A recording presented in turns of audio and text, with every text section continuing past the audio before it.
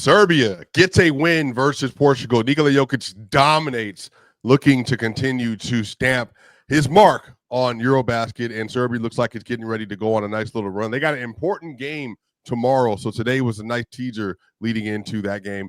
Y'all, this looks like another great year on the run for Nikola Jokic, man. I expect that with all the new adds to this team, there is a possibility we could get a career kind of season from Nikola Jokic, which sounds incredulous given what we just witnessed. But also, we're going to talk about what are some high anticipation moments that you have for 2025, 2026. What are you most looking forward to this season? This is Ryan. This is Swipa. This is Locked On Nuggets.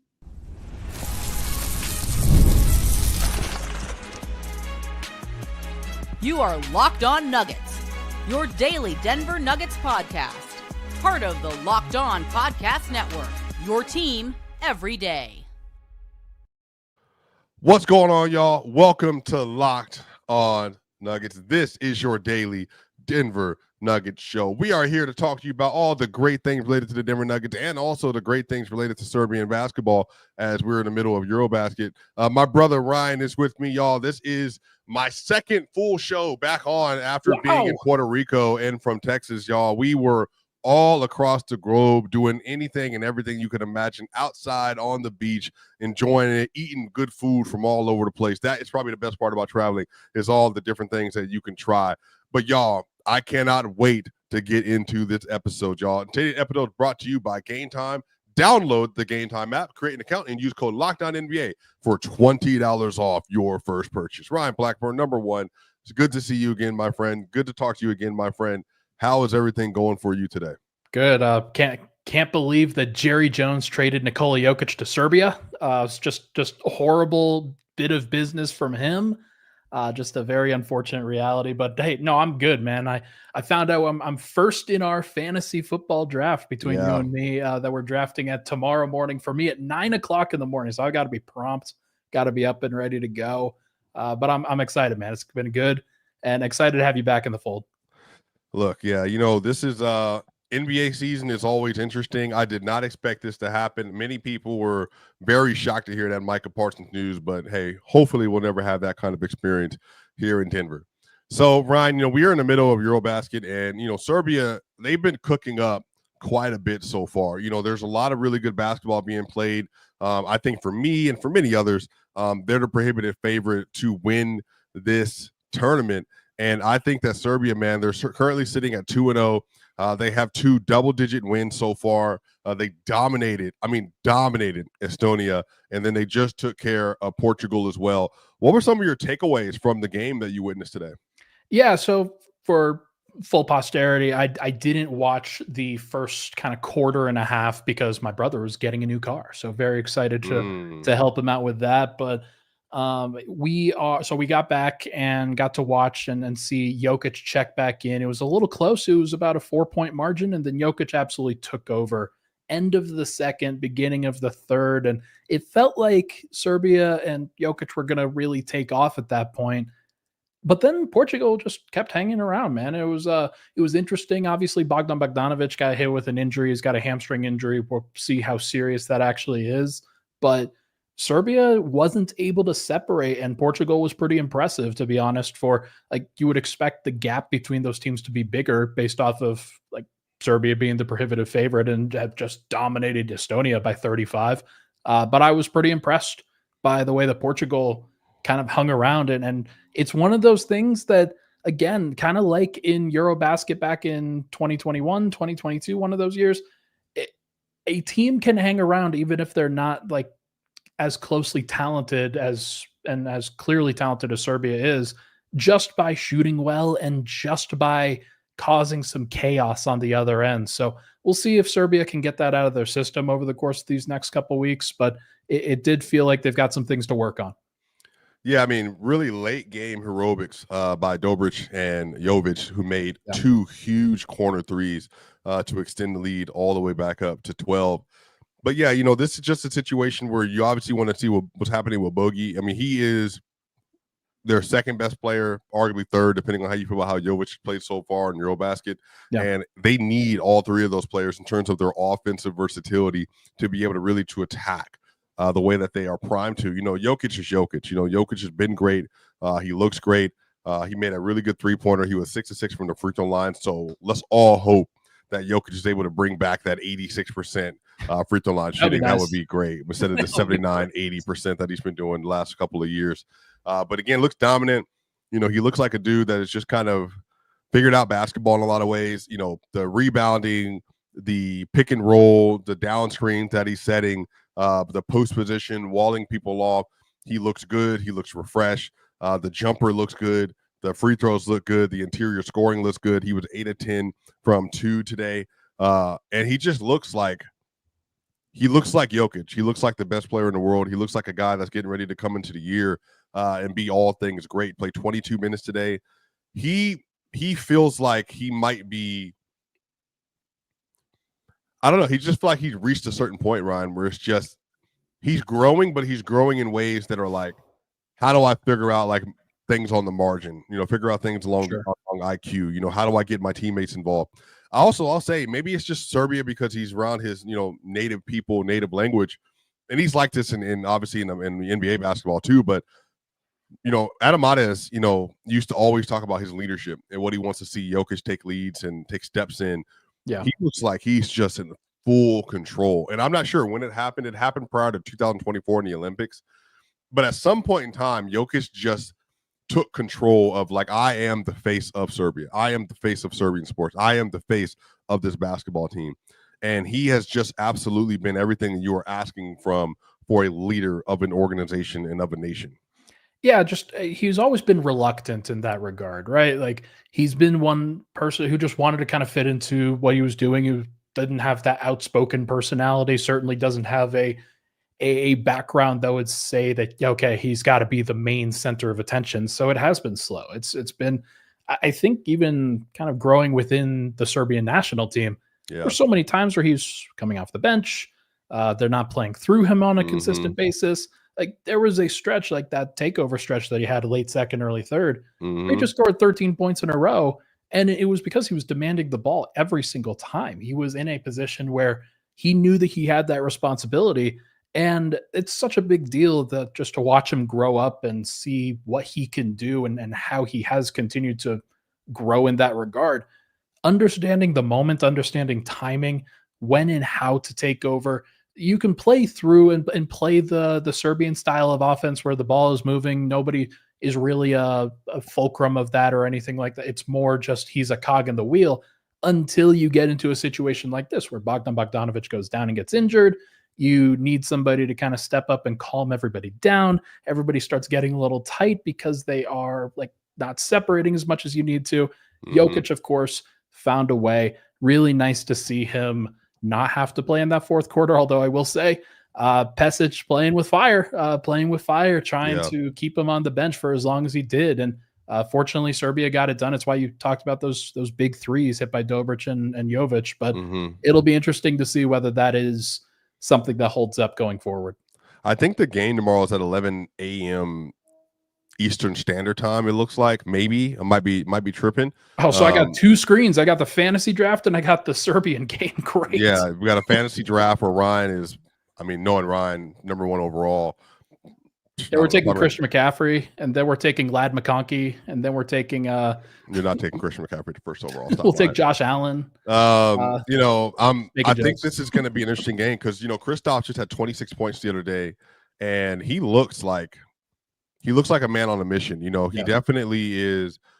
If he's healthy, I think Kristaps is going to be a top 10 player, like top 10 center in the league again. I'm actually really excited to see how he looks next to Trae Young as well. If there is a weakness in Jokic right now, I do think he looks slow. I do think that with the strength and the physicality that he has added to his game, he looks slower than ever on the perimeter in terms of really containing and really moving his feet and closing out and changing direction and things like that. And I'm a little bit worried for a team that has a stretch five. It was like back for the Italian team that they lost to in EuroBasket 4 years ago, it was Danilo Gallinari and Italy, and Simone Fontecchio and guys like it was just a lot of guys that were just raining hellfire. So this is a dangerous spot. Latvia, this is the home country. They're playing in Riga, and it'll be interesting to see whether Serbia is locked in, especially if Bogdanovic does not play. Yeah. On the other side, we're going to talk about, is Jokic primed to have a even better season and a career season this year? Now, we'll see. I have some interesting takes. I got some interesting questions for Ryan Blackburn. So we'll get to that on the other side here on Locked On Nuggets. Now, y'all, college football is back. Woo! And honestly, there's nothing better than the energy of tailgates and being in the stand with your fellow fan. The only downside, trying to get tickets. Endless queues, hidden fees, and prices that jump at checkout. That's why I use Gametime, the app that gives you the advantage back to fans. It's the easiest way to score last-minute tickets at the best prices with no surprise fees. Now, what you see is what you pay. Now, I pulled up on Gametime. You can see, look, I'm out here in Georgia. You want to watch Georgia football? You can find seats for Georgia football games sometimes for as little as $25. That is a great place to be. Georgia Tech is right down the road. If you want to find the best place to find tickets, Gametime is a place to be. You can get zone deals, which you pick the section, Gametime picks the seats, and you save big. So take the guesswork out of buying college football tickets with Gametime. Download the Gametime app, create an account, and use code LOCKEDONNBA for $20 off your first purchase. Terms apply. Again, that's promo code LOCKEDONNBA for $20 off. Swipe, tap, ticket, go. Download Gametime today. We'll be right back for more here at Locked On Nuggets. Also, y'all, I just want to let y'all know, so we have an important request. Locked On wants to hear from you. We put together a survey to learn more about our listeners and make your favorite podcast even better. This is your chance to tell us what you like, what you don't, and answer questions about our advertising. So go to lockedonpodcasts.com/survey to get started. Everyone who completes a survey will be entered for a chance to win one of 10 $100 Amazon gift cards. Again, that's lockedonpodcasts.com/survey. You can also find a link in the show notes. Thank you for helping us out. So y'all here, we're back for segment 2 of Locked On Nugget. This is Swipa with Ryan Blackburn. We're here talking about Nikola Jokic, Serbian basketball, and now we're talking about this upcoming season for the Denver Nuggets. So Ryan, you know, Jokic has been the enigma of the league. You know, I deal with people on a day-to-day basis that many people feel like he's overrated. They feel like he Ox is crazy, by the way. I saw some of that interaction from a couple days ago. It was like shout out. It's actually not a great pass. Like, are you? This is ridiculous. This is just some of that is like, you know, playing it up a little bit, obviously, but like, you know, people genuinely, you know, when they watch Jokic, they think he is getting gassed by the media, you know, for a lot of things. And I, you know, for me, for someone who's like, and you obviously been here for the entire journey, I mean, Jokic has just been like transcendent in so many ways. And I think the thing that's hurt him narratively is the fact that he hasn't had like teams that have been able to compete on a year in, year out basis. And then even last year, you know, I posted from Automatic, you saw on NBA, and I remember I noted this on the show as well at the time.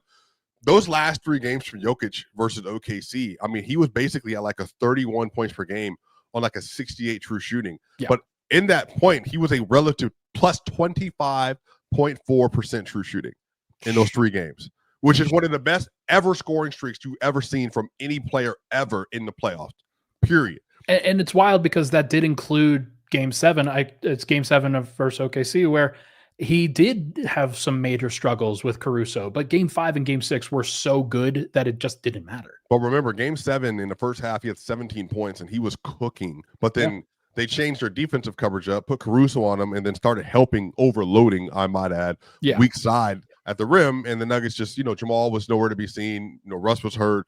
Aaron Gordon was hurt. Porter was hurt. I mean, it was just like everything all happened at once. Oh, yeah. So this year, Ryan, what even for me, let me just tell you straight up. So when I think about what this year looks like from Jokic, I think it's going to be a blend between this last season and 2023. I think the efficiency, which last year, by the way, was 66 true shooting. Without the heaves, it was 67 true shooting. I think we're looking at a year, and that's on 29.7 points per game, by the way. Yeah, it's ridiculous. I think we're looking at a year where Jokic is going to be about 26 points per game. I think 68 to 69 true shooting, 12 rebounds. I think 10 and a half assists. I think he might have maybe his most efficient mix of volume scoring, volume passing, volume playmaking with the rebounding and a better defensive season just because the pieces are around him. I think it could be arguably the best two-way season we've gotten for Jokic. 100%. And the way that you kind of come to that conclusion is you have to think about the factors that are kind of around him, how he's going to mold his game, what his minutes are going to look like, the flow of the season, things like that. And what you really sense from this team is that, okay, 2023 was amazing. He was able to kind of shut it down from a volume standpoint that year, and then until he ramped it up in the playoffs. 2024 had to ramp up the volume a little bit and had to play a lot and kind of tired just having to carry the burden. Murray wasn't great throughout the entire year, things like that. There were a lot of factors. 2025, it was even worse. Like he had to ramp it up even more because of how much of a dearth of talent there was with the second unit and how often he had to play 37, 38, 39 minutes a game.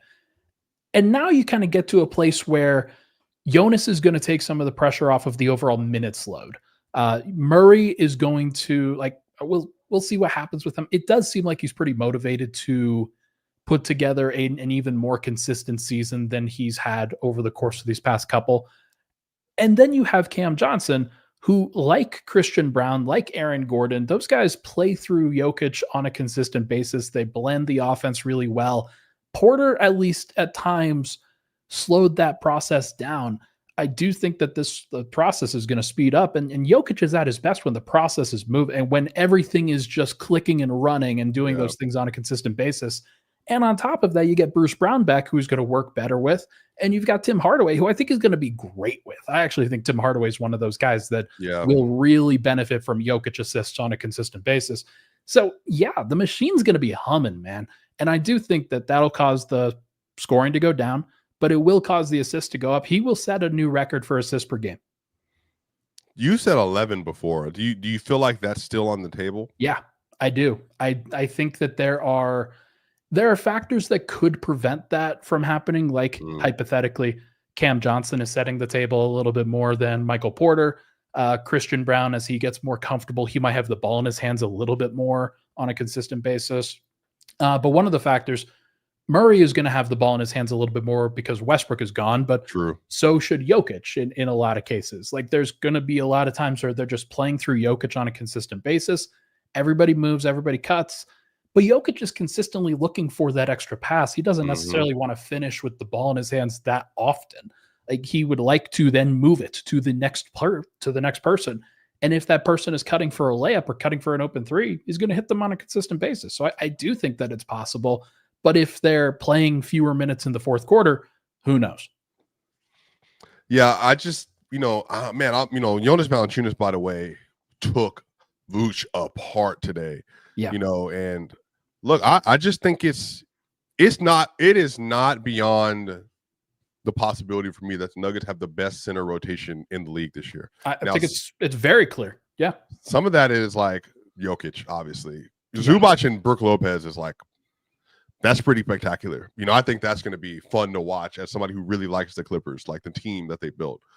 But I think the other end of this is like Jonas is a legitimate. And I thought about this in my head. I'm like, they're going to play versus certain teams, Ryan, where Jonas is going to have so many opportunities. There will be games. Because we got one boogie game like that. There will be games where Jokic and Jonas have 20 and 10 each. And Boogie did that. I think it was in the playoffs, actually, I want to say. Boogie had about 20 points and 10 rebounds in one of those games, I think. Yeah. And I just think that now you're going to be able to bully on the interior every minute of the game, basically, unless you're playing like small, but Zeke Naji at the 5 or Aaron Gordon at the 5 in spots. They're going to be super physical. Jonas is going to wear people down just like Jokic does, and then Jokic gets back in the game, and now it's no Jamal. Maybe now it's no Cam Johnson. Well, cool. Let's throw out Bruce Brown out there with you. Christian Brown's out there with you. Tim Hardaway's out there with you. Peyton Watson and or whoever you want to put there. And I just think like from a energy standpoint, I hope that Jokic has more than he's had. Jokic has consistently shown that he can rise to a level as a rim protector in the playoff that like it's a relative negative efficiency when he's there. Can he model any of that at all in the regular season with more effort? No. Maybe, probably not. But try, I think that some of this is like Jokic averaged 2 steals a game last year. Can he do that again? Can the deflections be around 4 again? And you just put all of the stuff together, man. I think the Nuggets could win 58 games this year. I think Jokic could be 26, 12, and 10.5 or 11, like you said, a 69% true shooting. Jokic shoots 41 to 42% from 3 again. Now, the real question is the interior. Is he able to get back to about 68% from that floater mid-range area, 67% floater mid-range? Now we're talking about 70% true shooting. Yeah. So this could be like a one-of-one type of season again, where it's like every time you think he's like, there's no way he can get better, he just gets more sound, more discipline, and it's just even more monotonous with his movement. So I'm pretty sure. And so he was like at 43% or 44% 3-point shooting. That'll probably go down. 40% is probably going to drag down his shooting. Like it'll probably drag down his true shooting a little bit because he's so efficient on a lot of the other factors. So It's crazy, man. I'm very excited to see what it's going to look like with him. We'll find out how he continues to handle it and what it's going to look like with him. But I do agree with you. He is poised for like a 6th straight MVP caliber year, which I don't know how often has even happened in the NBA before. Well, Larry Bird had one of those runs. Jordan obviously had one of those runs that would have broken up only because of, he retired and all that. But it's LeBron too, but it's rare. Like that's a very rare thing. Notice I said those are all top 10 players of all time. We're talking like top 5 peaks. Like this is a crazy level. Right. Look, on the other side, I want to talk about some anticipated moments from next year. I actually think Ryan should have some of the sneakiest great takes in this section, since this is his area of expertise right here. We'll be right back for more here at Locked On Nuggets. Now, the NFL season is almost here, and thank goodness. And FanDuel is making sure you're ready to kick off with a can't-miss offer. Right now, new customers can bet just $5. And if your bet wins, you'll get $300 in bonus bets to use across the app. Now, I love using FanDuel because it fits however you like to bet. Player props, same game parlay, even jumping in on live action as it unfolds. One of my favorite things, Ryan, is I love betting the first touchdown because based on the first 15 plays of the game, everything is scripted. You get down to the goal line, there are your money players, either running backs or whoever is your red zone threat. That is a great bet, and I love trying that out. So are you ready to play? Download the FanDuel app now by visiting FanDuel.com to get started. That's FanDuel.com to place your first $5 bet. We'll be back for the final segment here at Locked On Nuggets. We are back for the final segment here at Locked On Nuggets. And I just want to thank y'all so much for joining us today. Make sure if you're watching this on YouTube, give us a like, share, and subscribe. We're on the way to 15,000 subscribers. Cannot wait to get there. Also, if you're listening to this on the audio side, Apple, Spotify, give us a 1, 2, 3, 4, 5-star review. That way more and more people can listen to great content being made here at Locked On Nuggets with Matt Moore, Ryan Blackburn, and Swipa. Y'all know what time it is. Now, Ryan, let's get to this segment. What are some of your most highly anticipated moments of the 2025-26 season? Yeah, so coming up with this segment and the idea behind it, I was thinking about you and thinking about like, hey, this because you're one of the guys who looks forward and kind of circles moments throughout the NBA calendar and has a good kind of worldly perspective on what the NBA is supposed to look like. What are some things that you can really anticipate? So I wanted to look ahead at least to the regular season and maybe to the playoffs and think about, okay, these are the moments that are going to resonate the most with the most people. And I'm looking forward to kind of hearing what your takes are on this one too. But I think the one that's going to kind of really be the most anticipatory for most people is when Jokic and SGA meet up again, Denver and OKC meet up again. The first time that they face each other is going to be February 1st. That is so long. It's so long away. It's over 40 games away from like the start of the season, and it's going to be building and building and building to the point where I think there's a possibility that both of these teams are battling it out for first place at the top of the West, and it'll be a nice little kind of Jokic versus SGA narrative thing. And I think that game's on NBC, like Sunday night NBC, right after the football season really starts to wrap up, and Sunday night becomes usable for NBC again. So be really interesting, man. That's one I'm looking forward to a lot. Yeah. I don't know where I don't know what the MVP stuff looks like next year. I don't know where SGA finishes. I know where Jokic is going to be, but I do wonder where Luke is going to be. Think about it. Yeah. LA Lights, right? DeAndre Ayton, LeBron James, Austin Reeves, skinny Luka, the narrative. He's going to have a tan. You know what I mean? He's going to be out for blood. 77. Yeah. Vengeance year. Last year, in March, he was averaging 30 points a game, but the reason he was because of his 3-point shooting, but he couldn't hit twos at all. What if he's hitting his twos again? The Lakers, they're contending for a top 5 seed, despite the fact that the roster, it doesn't have this and that, and boom, boom, boom. Look, man, it's going to be a fireworks show. Those Nuggets-Lakers matchups are going to be a light show. And having Cam Johnson, Jamal Murray looks better than he ever has. He looks great. Pictures of him are circulating. He looks like taking care of his body like everybody wants him to, even though I think he always has probably. Who knows? Like, this is going to be great, man. Those Jokic-Luka matchups for me, I think, are going to be spectacular. We get a young Mello in the comments here. Jokic averages 25, 12, 14, but Giannis probably gets 34, 8, and 13. There is something. The 8's too high, but I don't know, and here's why. Like they're going to play through him a lot, man. Like this is the year where without Dame, without Chris Middleton, where they're really transitioning into something like. I always look forward to the Jokic versus Giannis matchups, and I don't remember when the first one actually is, but neither of them are on national TV, I don't think, and that's always a travesty because these are the best and second best players of this generation. So it's tough to think about. What those are going to look like when Milwaukee is as kind of damaged as they've been, but we're not going to get many of these matchups with those guys at their peak anymore. So every time that those guys can face off against each other will also be a treat. Oh yeah. On DirecTV, local channel 95, Giannis Jokic matchups. Channel 20, baby. Like, come on, man. Like I don't know why the NBA doesn't do that more. Like they're always doing Embiid. I'm like, I don't want to. Embiid Jokic is not a story. Giannis and Jokic, that's like a great story. Yeah. Well, did you see that they are still on rivalry week? That the Nuggets and Sixers apparently are in. Actually, I'm not sure if it's Nuggets Sixers. I know that they're on Peacock in like early January or so. Yeah.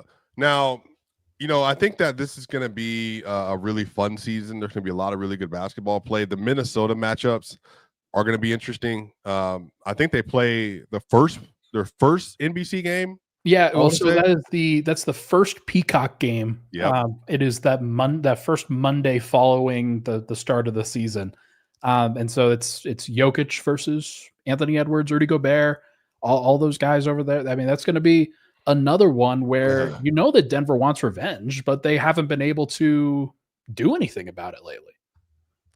What about the Clippers? They play at the Clippers on November 12th, and honestly, I don't care. You don't care at all? Not really. You don't care about the Clippers matchups at all? Also, they traded Norman Powell, and he's one of those guys that like he was one of the guys that kind of annoyed me. But Harden and Kawhi have been in the league for so long. Zubac, I just have respect for. Like I don't care. They are always I was talking about this with Matt after one of our shows. Always the bridesmaid, never the bride are the Clippers. And it just feels like they will always be kind of okay, you have to be serious against this team, but they're not really going to do anything. And I don't care. Like I know that Denver's going to have some troubles with OKC, with Minnesota, maybe with the Lakers, with the setup that they have, but probably and maybe Houston. But I got a question for you. Who is the best team in the league? So among the top 6, which I'm including Cleveland in that Nuggets. Who's the best team that the Nuggets have the easiest time with? That they have the easiest time with. It's definitely the Lakers overall, or at least have like it's kind of a difference now that Anthony Davis isn't there. They don't really have a great easy time with anybody at this point. Is it possible that it's OKC? I think it might be Houston. That Kevin Durant matchup, they don't have the guard that like really puts a lot of pressure on them. So I think because they're so wing heavy, that might actually cater into their defensive style a little bit. And it's like, oh, yeah, you know, we not like we aren't a great team, but it's just we feel in Houston relies on physicality. The Nuggets live in that place. So I think like that might be the one where it's like SGA at least going to have these moments where he's just going to do this pull up nonsense and he's just, you know. The answer is the Clippers. Like that's the answer.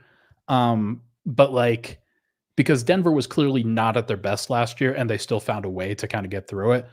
But like Houston is a team that they were 1-3 against during the regular season last year. I'm not sure how seriously to take that. Like, I think in the playoffs, Denver would have beat the Rockets too, but we'll see. We'll see what it looks like. Houston, like they now have Şengün, Steven Adams, and Clint Capella on their roster as well. So it's not going to be an easy physicality matchup, no matter what people think. Like, even though Dylan Brooks is gone, like he was not the guy that you really care about from a physicality perspective.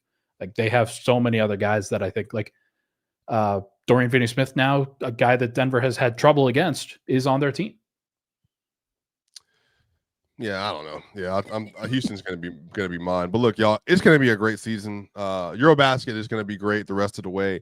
We'll be back covering all of that for you. Have the shorts that are always available for you.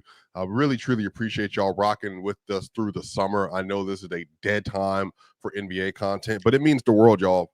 Check out those shorts. No, check out the shorts. Swipe has been putting in a lot of work on those, and they're going to be a mainstay, kind of a regular season staple. Just really excited about the process they kind of put together for that. So make sure to check them out. If you see them come across your timeline, hit that like button. Yeah, fact. Because that helps us a lot. The more engagement on the shorts, the more engagement on the channel. But y'all, that's Ryan. I'm Swipa. This is Locked On Nuggets. We'll see you all next week. Y'all know what time it is, unless there's like some crazy trade that happens, which I highly doubt that's going to happen. but who knows? Michael Parsons just got traded for nothing. Hey. So maybe, hey, Giannis. Oh, yeah. I don't know. But look, we'll see you on the other side. Ryan, Swipa, Matt Moore loves you as well. See you soon. Locked On Nuggets.